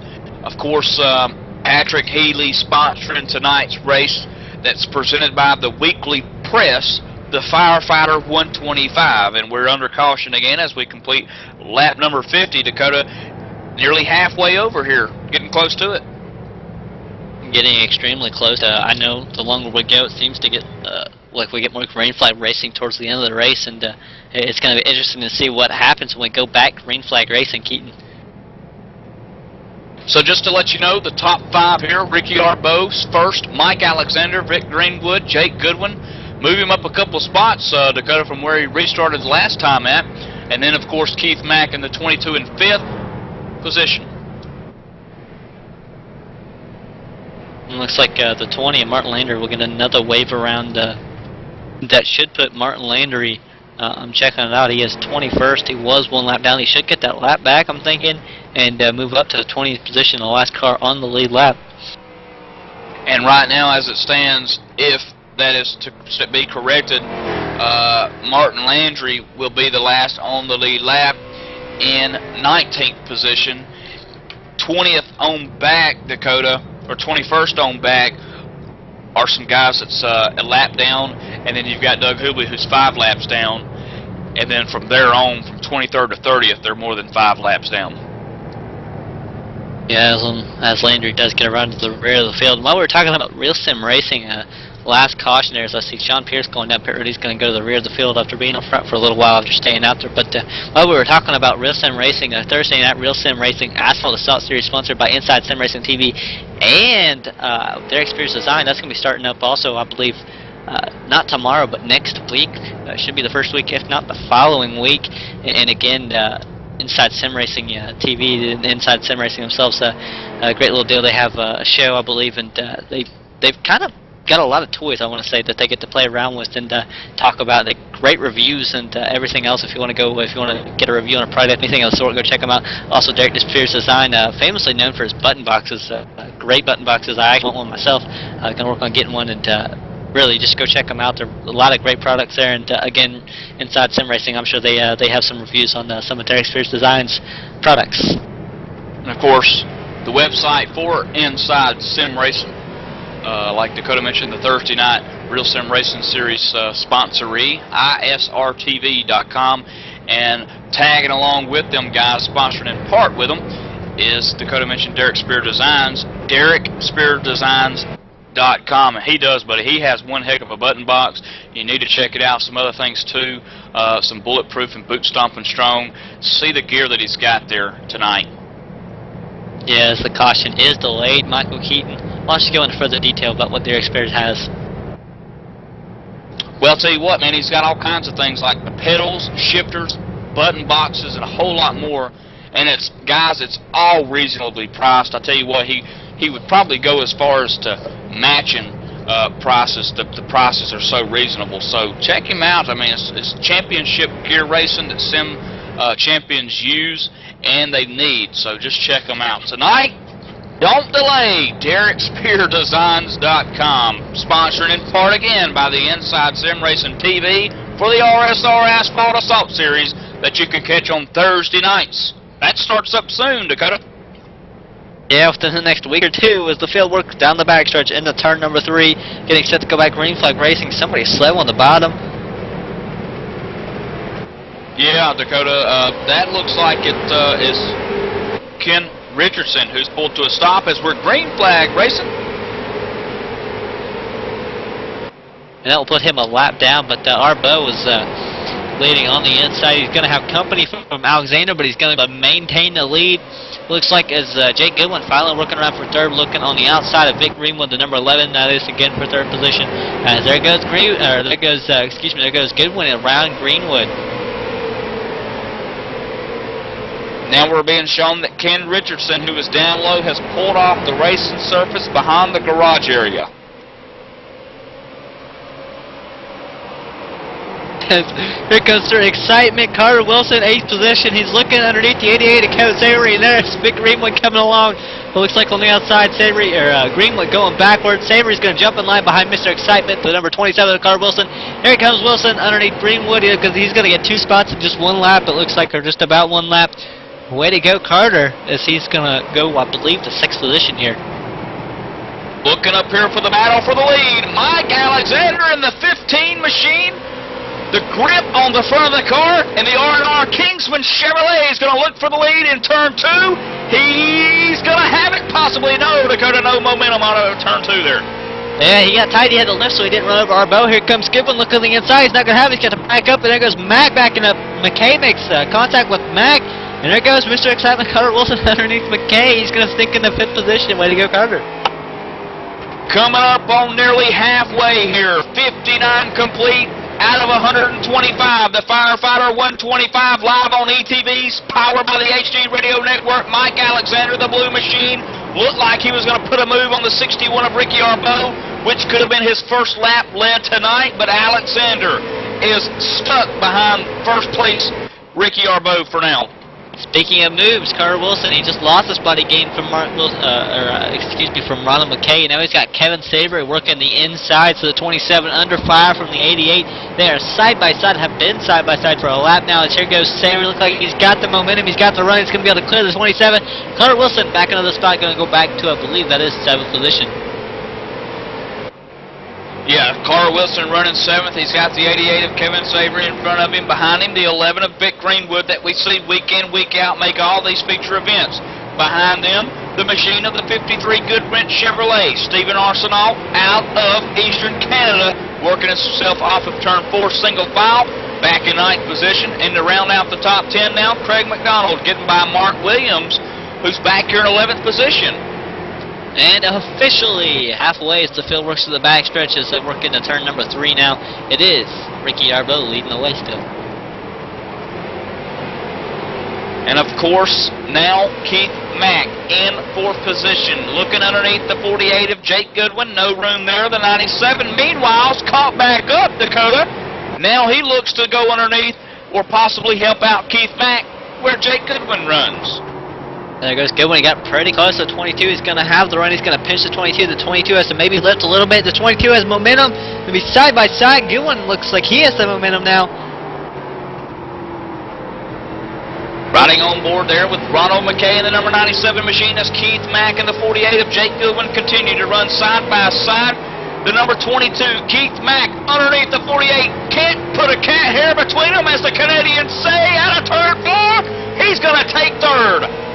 That's not the Canadians, that's what the, let's say, Alabamians, I want to say there, Keaton. A? There you go, there you go. That's about right. As Goodwin goes back. You can't stick an A between them.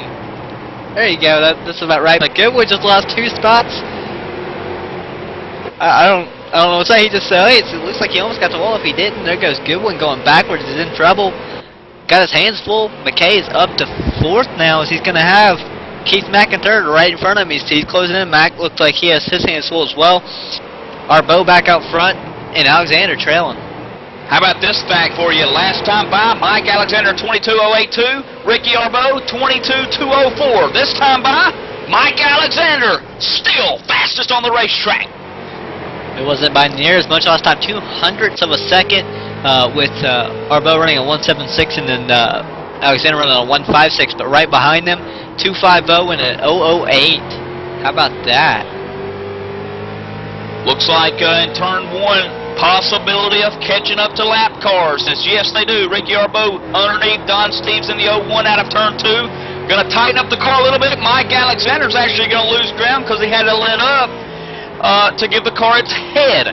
As now the 20 machine of Martin Landry's now in the fault of going down a lap as he stays high. The leaders go down low. Ronald McKay safely underneath. The 22 Keith Mack safely underneath.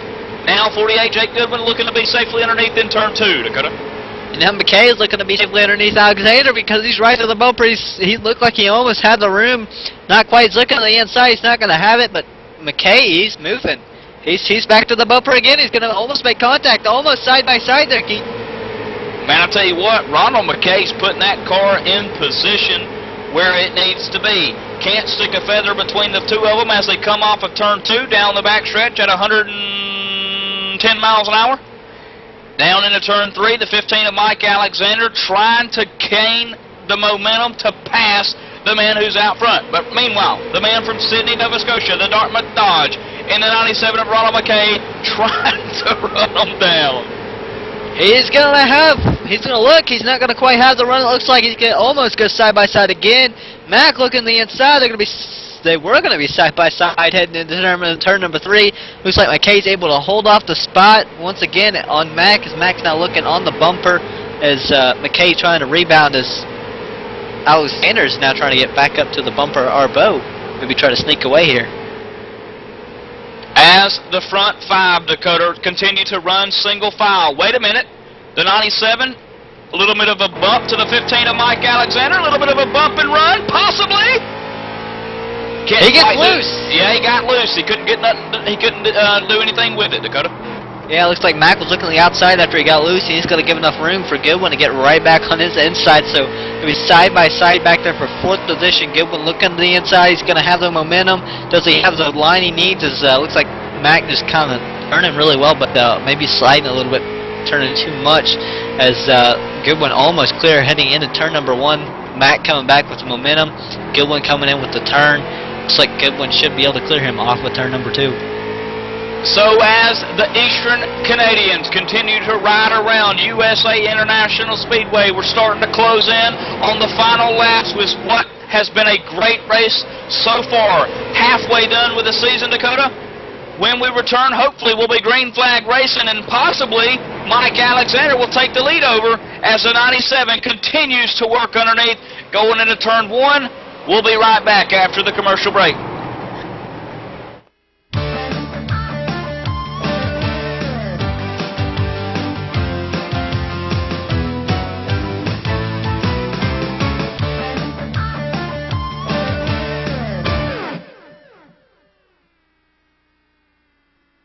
Well, we had to cut off the commercial because Mike Alexander, Ronald McKay getting into it. Looks like Ronald McKay wanting to move Alexander in the corner, so Alexander not making contact with him side by side down the front stretch, and Alexander ended up turning McKay, it looks like, or McKay getting loose trying to save it after they make contact. Unfortunately, we'll bring out the caution. Oh man, Dakota, and they mixed it up there. If John can get back there where McKay wrecked, just behind him in the turn there is a pile up into turn 1. Vic Greenwood, the 53 machine, the 9 machine, the 2 machine, the 88 machine, the 24 machine, the 21 machine, all of them piled into each other. A lot of extensive damage, big time cleanup going to happen in turn 1 there, Dakota. Yeah, as Ricky Arbo is going to lead him down pit road. Alexander following. Nobody looking like they're really staying out this time. That's unfortunate for those leaders, and I wonder if we can't get the opinion of what happened from Ronald McKay or maybe Mike Alexander, one of the two, as we'll look to get a connection set up with one of them on the radio here. Now, the good news is, though, Dakota, for Jake Goodwin, he was involved in that wreck, but folks, fans of Jake Goodwin, here's the good news. The only damage that was sustained, possibly to the left side of that machine, Dakota, what looked like just a tad bit, possibly, of cosmetic damage. He has not taken the car down pit road, which leads me to believe that it is cosmetic damage, as now, yes, the crew chief says, bring her down, let's see what she's got. We're going to put right sides and left sides on her. Other than that, Jake Goodwin may be okay. Well, I'll tell you what, these late models can take a hit, that's for sure. These guys in the Maritime Iracing are proving that. But we're going to go ahead now and go back to commercial break, and hopefully we'll get through them this time without a caution, being as we're under caution. Again, this is the ETV Live, powered by the HC Radio Network.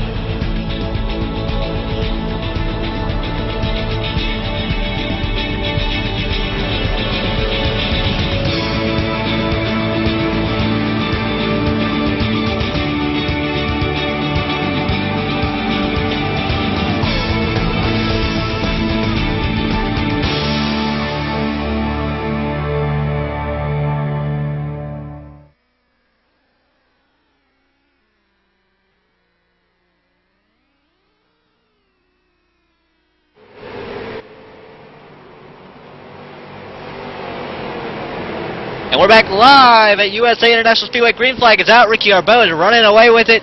Mike Alexander chasing. Carter Wilson in third. Mr. Excitement himself. But we're going to go ahead and crank it up.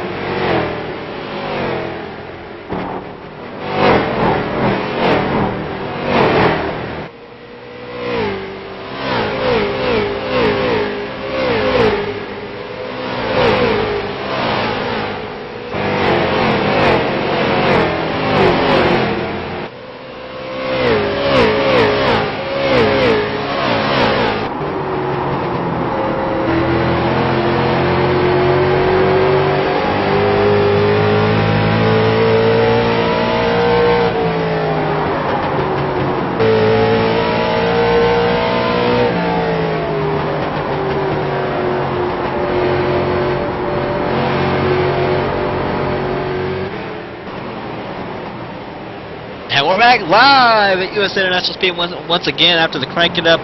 Thanks to John Weston for doing that for us. Again, great work on the cameras. I am Dakota Irvin, joined by Mike Keaton. Again, John Westling up there with Jerry Wolf and JD Webb hanging around the production studios as green flag is still out. Ricky Arbeau is leading the way. Mike Alexander in third, and in second. Mr. Excitement himself, Carter Wilson, is in third position. And of course, that Crank It Up brought to you by And the Winner Is Motorsports Show, live on ETV Live and the ETV Live Radio. Join Wesley Outland, Mike Neff, every Monday night from 6 p.m. to 8 p.m. Eastern Standard Time. Catch the latest updates from the local dirt track and asphalt tracks from all over the country. Driver interviews and more in the Winner Is Motorsports Show every Monday night at 6 p.m. Eastern at etv-eplay.net. And of course, also Dakota, Fast Track Racing Series Weekly. Fast Track Weekly Live is all about the nation's first premier pro late model dirt series, hosted by the voice of the Fast Track Racing Series himself, Wesley Outland. Produced weekly by ETV Live every Tuesday night at 7 p.m. Celebrate a decade of speed with the latest news from the Fast Track Series drivers, interviews, and a whole lot more. Live only on ETV and the ETV Live Radio, Tuesdays at 7 p.m. Eastern Standard Time. And I'll tell you what, it was a great show. You really want to tune in. Also, the Pit Report's another great one you want to tune into. That's on Thursday nights. But back to the racing action, all the way in 10th position. You're working on a Martin Landry right now. I want to take a look at Jake Goodwin, 13 seconds back, almost 14, after being wrecked out early. And he was one of the faster cars out here, unfortunately. So bad luck for Mr. Goodwin. But he's still on the lead lap, and he's still rolling around. Just don't know whether he's on pace or not. Couple of folks in the chat room asking, where's my drivers at? Where's the top 5 at? Here you go. Ricky Arbeau, the man who's out front right now, is out front and has been out front in the points since we've started the MIRL Racing League 6 weeks ago. Steve Matthews, who's second in points. We've already talked about that. He's all the way back in 29th position, 88 laps down. Electrical problems ended the night early. Ronald McKay caught up in an accident about 10 laps ago, sitting third in points on the racetrack currently. He's 17th I'm hearing. Jake Goodwin also caught up in the accident, so-so on the racetrack right now with a little bit of cosmetic damage. He's in 10th, but he's 4th in points.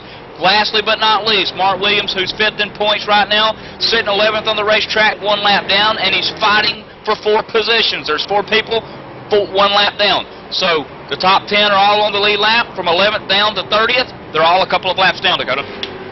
Yeah, it's extremely unfortunate. Ronald McKay actually is 4 laps down in 17th position. But how about Ricky Arbeau is still out front, leading the way in the number 61 machine with Mike Alexander in tail. Yeah, Mike Alexander appears to be going nowhere, but right there, he's staying right there with him. He ain't going nowhere, is he, Dakota?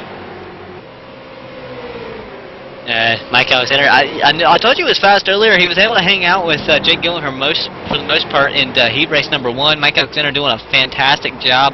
Carter Wilson also hanging in this group, and that's kind of a surprise. I mean, he was hanging back 6th, 7th earlier most of the time. I don't quite remember him, getting all the way up to 3rd, but he's hanging in the 3rd now that he's up there with the leaders now going around. Martin Landry, the 20th slow car on the outside.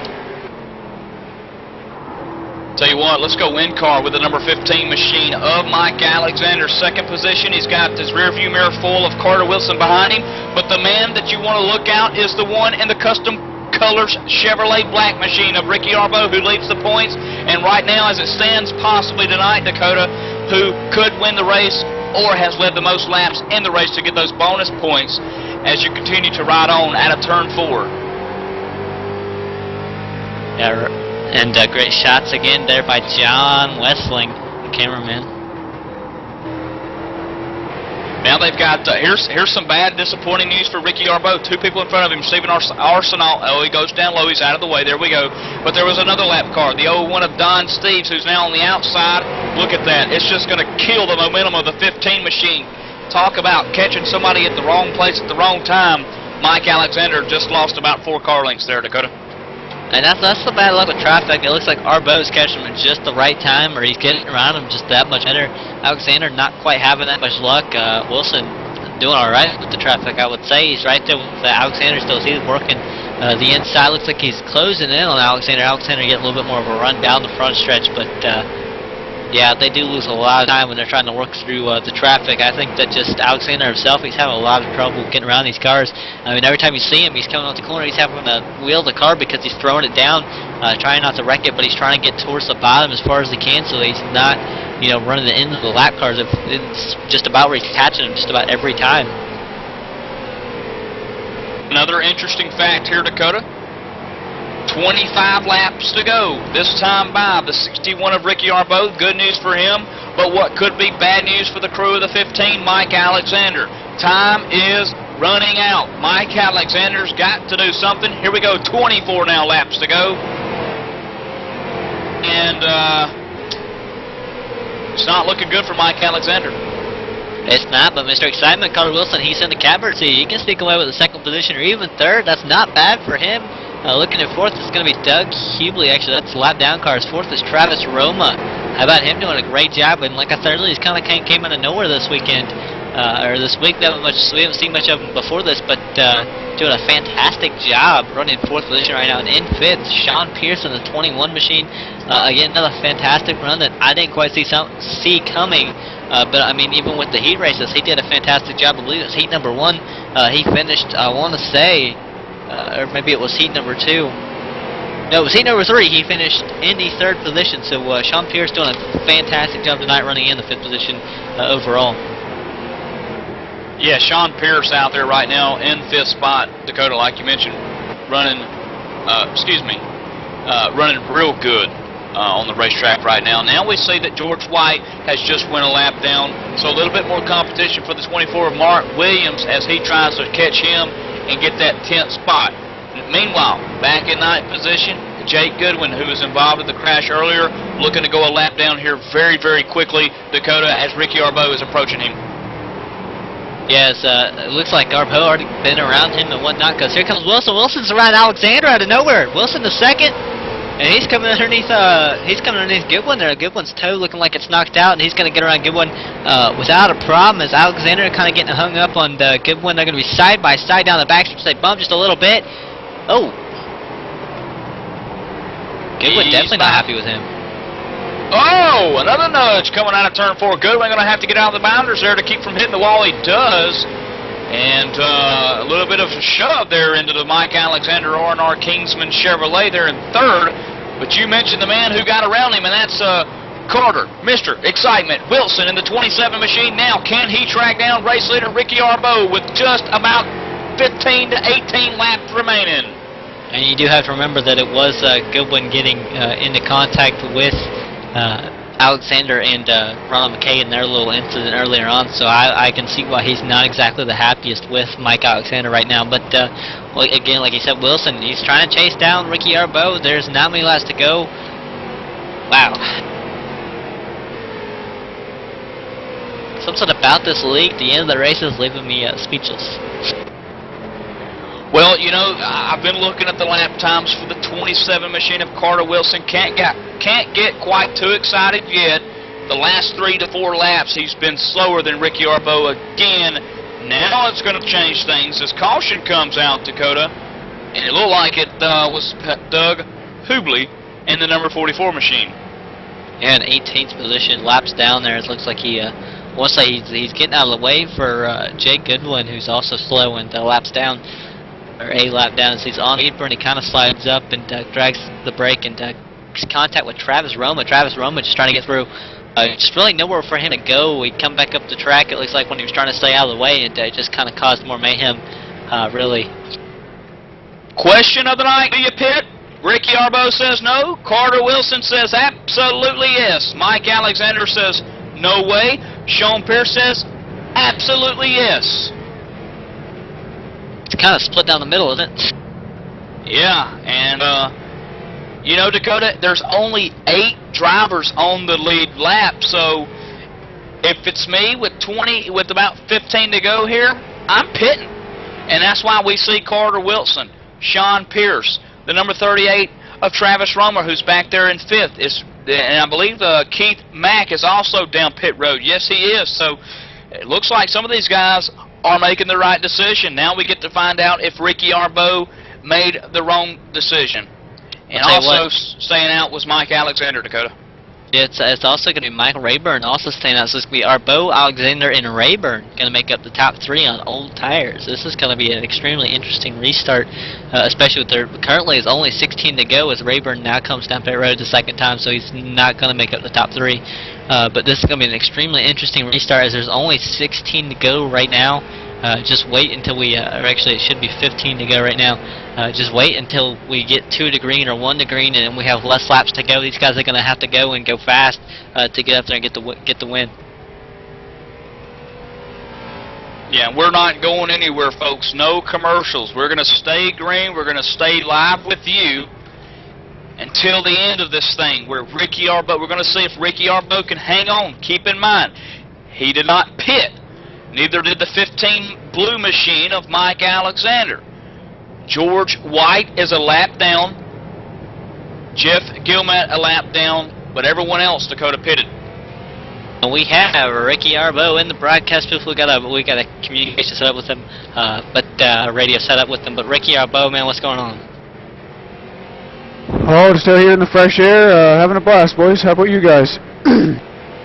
Just kind of hanging out, man. What was the strategy behind you staying out there with only having Mike Alexander stay out there with you? Just track position. If I can hold that bottom line, it's usually pretty tough to pass. I know this late in the game, and I know Mike's on old tires too, so I know he's probably got nothing for the outside. So hopefully, I just hold my line inside and bring this thing home victory lane. All right, Ricky, we thank you and we wish you the best of luck there out there back on track again. Yeah, 10-4, better not jinx me this time. Trying not to. And that in-car audio brought to you by Gary Mercer Trucking. If your pickup truck's too small for the load, get a real truck. Call Gary Mercer Trucking. And of course, you can check them out on the web as well, Dakota. Gary Mercer Trucking Incorporated. gmercer.com, or you can call them 800-668-2980. Hey, if you're over there near the Washington Eastern Canadian border there, well, I guess that would be the western part of Canada, but if you're Canadian watching, they're the sponsor of this series as well. So here we go, back green racing, Dakota. Yeah, Ricky Arbo, he's on the inside. He has Alexander to his outside. Alexander backing off. He's going to go single file into turns number 1 and 2. Arbo getting a good cut to the corner because he looks like he's more the outside, gets a good cut, but here comes Alexander once again looking for the inside. He's not going to have it. There goes Arbo. Keep in mind, the first 2 guys on the racetrack that you see coming down to the start-finish line now are on old tires. The man with the first 4 fresh Goodyears is the 21 of Sean Pierce. Directly behind him, Keith Mack. Here comes Rama up underneath him in the Green Bay Packer Chevrolet. The number 9 machine, Nathan Doherty, also on the lead lap with 4 fresh Goodyears as they start to tangle and get closer in turn 4, Dakota. Because Roma, he's up to 4th. He's looking for 3rd. There goes Roma. Look at the inside of 21 to Sean Pierce. He's not going to have it. Pierce is going to go down, maybe block a little bit, then come back up and maintain the lane as he now works the bumper of the 15 of Mike Alexander. He's got the run off the corner. It looks like he's not going to be able to get to the inside. He's looking low. He's just not quite there. Sean Pierce in 3rd position. He's looking. His caution's out. There goes Keith Mack, I believe. Looks like possibly Keith Mack, Dakota, around here on the racetrack. Yeah, 5th position. Keith Mack, the 22. I'm watching it right now. Looks like he goes into turn number 3, and the car underneath him, I want to say that is Nathan Doherty, and the 6 comes up on him and just turns him around, really. I saw the rotors on the brakes lines there lighting up, glowing red, Dakota, as Nathan Doherty tried to put the brakes on but couldn't quite get them locked down. Slipped up into the 22, which sent the zigzag Chevrolet into the outside wall and turn number 3, halfway into turn 4 there. And he's got heavy left side damage to the driver's side of that machine. Extremely unfortunate for Mack. Now it comes down pit road. This will shake things up again as we are working lap 117. Under caution again is Arbeau. I believe it should have stayed out. Once again, Mike Alexander staying out. And in 3rd will still be Sean Pierce. Travis Roma in 4th, and Nathan Doherty in 5th position after getting into Keith Mack. Well, here's the good news. If you're pulling for Sean Pierce, he's got the fresh Goodyears, and he's in the number 21 Toyota. He's going to start 3rd on the restart, Dakota. That's a good thing. The bottom lane here is kind of where you want to be. And I'll tell you what, I don't think there's anybody that agrees more to that than Sean Pierce himself. And Sean, we got a radio set up with you. How you feeling about this restart? I don't know. I just try to get a good restart here and stick to the 61. I got fresh tires, so I seem to run these 2 over in the middle of the corner. So I just got to kind of pick my spot. Sean, earlier in the broadcast, man, we talked about how you and Mike Alexander, you couldn't have stuck what I call a cat heather or a cat feather, but I hear up in Canada you guys like to say you couldn't stick an ad between them. Yeah, I guess so. Sean, you getting ready to take the gloves off, man? I know that we're coming up on about 6 laps to go when they cross the line this time, 5 to go possibly when we take the green flag. Are the hockey analogy, are the gloves coming off? I guess I'm not going to stick my nose where it don't belong, but we'll see what we can do here in the next 6 laps. All right, Sean. We wish you the best of luck in the final laps of the race. Again, that is Sean Pierce sitting in the 3rd position right now on fresh tires as the leaders are on old tires. He's in the catbird seat right now. He's got the spot. He just I think he just needs to get around these 2 in front of him. I think he can do it. He's got the spot he needs in a restart. He's just got to be able to get around Ricky Arbeau, I think, because he can get around Alexander on a restart probably. Well, I'll tell you what, I'm not going to say anything about Ricky Arbeau because we jinxed him last week at Langley. Other than Ricky Arbeau's leading the race right now. Mike Alexander's in 2nd. Sean Pierce, we just talked to in the Toyota, the 21 machine, in 3rd. Travis Roma 4th. Nathan Doherty 5th. Mike Rayburn 6th. Jake Goodwin 7th. Carter Excitement Wilson, Dakota, back there in 8th on the lead lap. 9th is Keith Mack. And now getting his lucky dog reward back, being on the lap. The lucky dog getting back on the lead lap. Mark Williams in the 24. And that is 10th position, last car on the lead lap now as he is lined up the field. The lights are off on the pace car. The field is double foul, working through turns 3 and 4. I'll eventually get it right. As we get set to go back. Green flag racing. Ricky Arbeau set to lead him to the green. He's in 2nd gear. He's ready to roll. As he's going to get the green flag, he's going to roll. Alexander to his outside stick, and here comes Sean Pierce on the inside looking like he's wanting to follow Arbeau. What will happen is they go into turn 1 for one of the final times, for the final time on the restart tonight. Well, Arbeau's going to clear Alexander. Caution's out. It's over. Caution out on the Speedway. And it looks like it happened with Doug LaHubli in the number 18 position, Dakota, and Don Steves on the inside there, also spinning around in the 12 machine, getting it mixed up in that as well.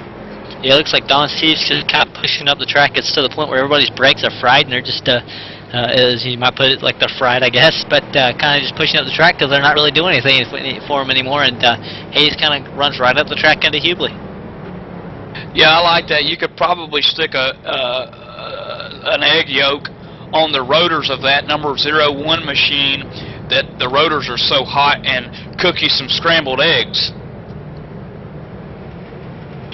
But unofficially, officially, this one could be over, Dakota, and like you mentioned, we're not going to see the green flag. What was the last restart there? Congratulations. Ricky Arbeau, but you got to take your hat off to Mike Alexander, and you got to tip your hat at Sean Pearson, the 21 machine, finishing third. Yeah, fantastic job by those guys as we're getting set to have Ricky Arbeau back on the radio after winning the race. Ricky Arbeau, how does it feel to go win another one? Oh, it feels nice, man. It's nice to get that bad luck off my chest I had going. We worked hard for this one, practiced hard all week. You know, Mike Alexander right there on my back bumper the whole time. You know, it's fun to race with these guys. It's great to have the guys up here that such respect and give you lots of room. We have lots of fun.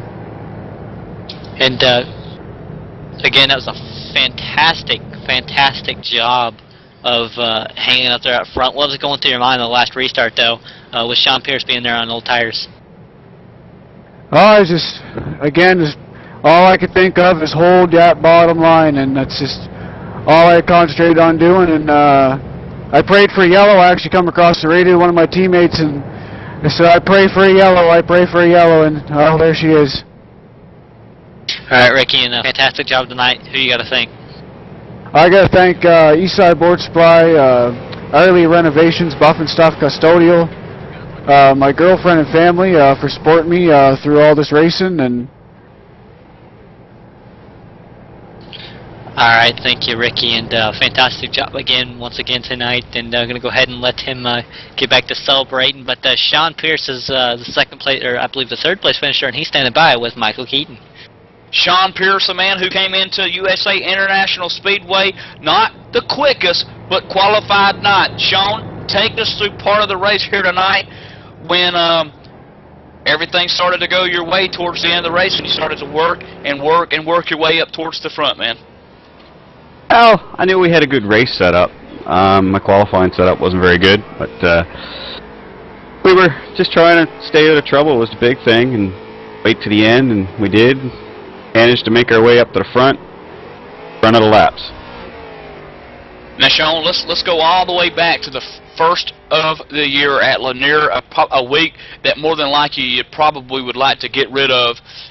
25 points awarded, and then 2 weeks later after that you go to New Smyrna, 25 points again, and then of course last week at Langley, another disappointing finish. But here tonight you get third. Talk to us about the turnarounds, the ups and the downs that you've had all season long. 6 out of 12 complete here tonight. We're just running a limited schedule here with these guys this year, so races we do make, hopefully we can put up a strong finish. And Sean Pierce, I know you probably couldn't get it done without some of your sponsors or teamwork and efforts that everyone puts into the Sean Pierce Racing crew. Yeah, I'd just like to thank So Shore Speed and Sound, A&A Pierce Forestry. They're two of our biggest sponsors, and anybody's around Maritime Racing, come check out the Pro Stock Tour. We'll be there too.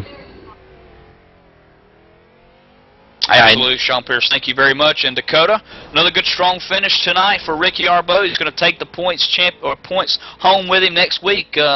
Race number 7. Yeah, it's absolutely a fantastic race, without a doubt. It always is here in the Maritime iRacing League. That was, again, just want to recap throughout what happened. It was Jake Goodwin coming home with heat number 1, Ronald McKay, heat number 2, and Ricky Arbeau, heat number 3. The two heat winners of the first 2 heats would get involved in an incident earlier on that put Ricky Arbeau in victory lane, but it was an exciting race throughout the whole race. It was never a moment where you weren't on the edge of your seat. But joining us now on the broadcast, it's one of the admins tonight to give us closing thoughts, Adam Gilliland. Yeah, we saw a great race tonight. Probably the cleanest we've seen so far this season. I admin tonight with J.D. Laird. I think Tim Terry, he was down in Florida for Speed Weeks, and but we saw a decent race tonight. Actually, a really good race. The series will be off next week, and then on February, I believe 27th. Yes, 27th. They'll be heading to Thompson Speedway, where we'll get the series and hopefully. Pick back up right where we left off at this race. But tonight was overall a good race. I had a blast filling in for Tim, and congrats to Ricky Arbeau on the win.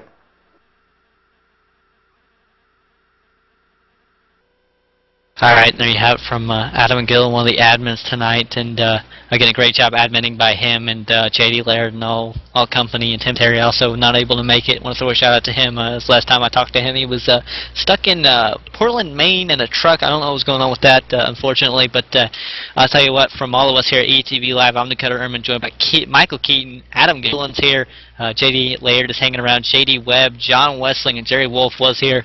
We'll see you next time here on ETV Live.